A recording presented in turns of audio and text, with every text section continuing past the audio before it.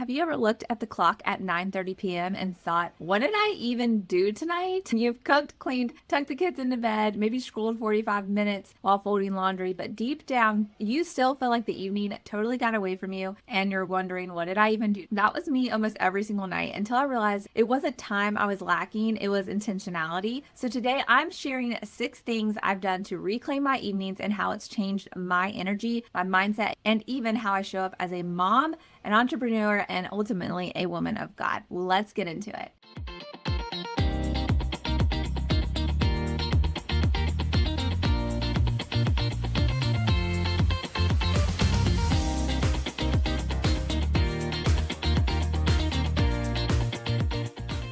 Hey friends, I'm Emily. I'm a certified Christian life coach and business mentor. And around here, we talk about living on purpose with faith and balance because real talk, I believe your calling matters, but so does your rest, your rhythms, and your ability to enjoy life, not just survive it. This is the Thought Vault podcast, and I'm glad you're here today. If you're tired of ending your day feeling behind or bitter, this episode is for you. So if you haven't already, make sure to hit that subscribe button so we can stay connected because I look forward to connecting with you and building a community of women learning to love boldly and live boldly. All right, so let's jump into these 6 things. 6 things I did to stop wasting my evenings. Number 1, I put my phone in timeout from dinner to kids' bedtime. I noticed that I was still on long after I should have been in the evenings. And so I started clocking my phone out in the kitchen at around 6 p.m. when I would start to prep dinner until the kids went to bed. So when my husband gets home, he also adheres to this and he stays off of his phone until the kids are in bed. Matthew 6:22 says, the eye is the lamp of the body. What I take in during my day matters, and what I'm spending my time doing matters, especially before bedtime. In those times of the day where we're all back together as a family, we can live boldly, love hard, and be intentional and present with our children, which is the point of it all. Am I right? So when you are feeling like you don't have a lot of rest, if you feel like you are wasting a lot of time or you're not filling your cup with the things that you value most, you really need to take an account of what you're spending your time doing. So for my husband and I'm an entrepreneur. He is a top executive at a corporation, and that work comes home with us, especially when we have these, right? So I was noticing I could easily keep working through dinner on my phone and getting things done for the next day, but it was taking me away from my kids. It was taking me away from that time that I needed as a human being, as a person who values what I value, which was leaving me drained and feeling resentful at the end of my day. So putting my phone in timeout was a huge improvement for my daily life and how I ramped up for my evening that I could spend intentionally with my kids, being present and making those memories. Number 2, I switched from catch up mode to wind down mode. So I used to spend the evenings doing chores, finishing emails, half watching Netflix, half listening to the kids tell me about my day. And I decided this is not what I want to do. So I want to take the time to be intentional with my kids from dinner till bed. And I want to spend time doing things that are going to help us the next day. So we would connect on levels like with their schoolwork, their homework, getting things done that we needed to so we were ready for the morning. And those were like our transition tasks that would wind us down to just spend our intentional time together. So as a family, we do a Bible study. So this was like our wind down mode. And so every night we pinpointed a time that we would do our Bible study, which was signal to everyone, yes, we're all about to go to bed, wind down for the day, and start afresh tomorrow. Number 3 is I started journaling before bed. I also started reading my Bible before bed. Some people wake up and they have this Bible study morning routine. That's great. If that's you, keep it up. But for me, I like to get my workout in the beginning of the day. And so I do that, listen to worship music, get my mind, and then start my day. So at the evening, I like to wind down with scripture. It gives me something to think about, to reflect on from the day I just had.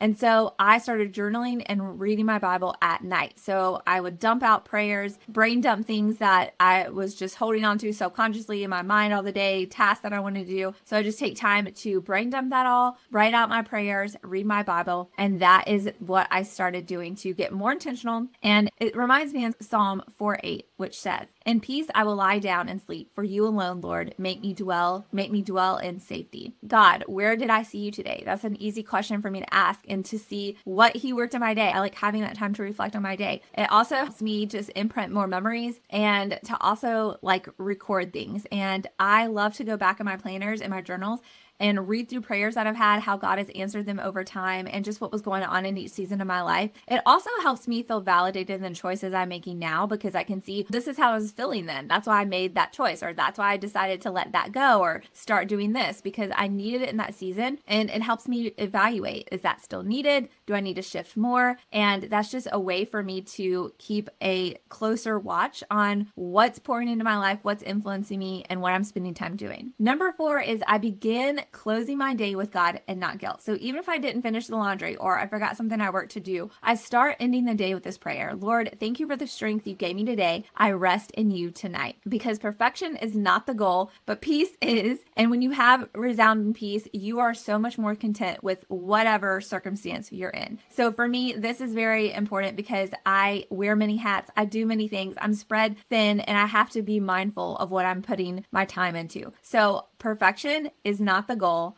Peace is. And I have to remind myself at the end of the day that, Lord, you gave me the strength to steward today, and I pray that I did it well. And that always gives me something else to reflect on and to think about. Number 5 is I created a 30-minute me hour. So not the whole night, maybe not even a whole hour, but even just 30 minutes of intentional time. So whether that's my Bible time, a bath, a creative outlet that I like to do, a lot of content planning after the kids go to bed. I'm a natural born night owl, so I'm very protective at night, but I have to have a boundary on it because I need to go to bed. So I like to journal out what I hope to get done tomorrow. I like to journal ideas I've had throughout the day. That's the time that I take to do that, so I can start new the next day with ideas or to-dos that I wanted to do, brainstorm things that I had a creative idea about. Usually when I'm reading scripture, I get ideas too, because I just feel like God is definitely speaking to me through reading his word. And so I get a lot more ideas of what to do with my next day because I want to steward it well. So pick one life-giving activity and schedule it like it matters, because it does. So whether that's time to decompress in the shower, whether that's sitting outside on your porch, going for a walk after dinner, whatever it might be, have some intentional time that is your me hour. The last thing I did was I asked, what is this season actually for? This is number 6. Some nights are quiet, others are wild and chaotic. I learned to stop expecting the wrong season to give me peace and instead ask God to help me find peace within the season that I'm in right now. Ecclesiastes 3:1 says, there is a time for everything and a season for every activity under the heavens. What if your evenings aren't broken? They're just waiting for you to live them on purpose. We only all get so many hours of the day. You only get so much time to spend doing things that you truly do value and you love. If you're not working right now at a capacity that truly harnesses the skills and talents and the purpose you feel God has put in you, that's okay. There's a season for that. You can watch another episode that I talk specifically about that. But here is where we can carve out the time in our day that is intentional, that is purposeful, that does fuel us and refuel us so that we can endure the race of life, right? So I just want to encourage you, you need to ask God, what is the season I'm in right now actually for?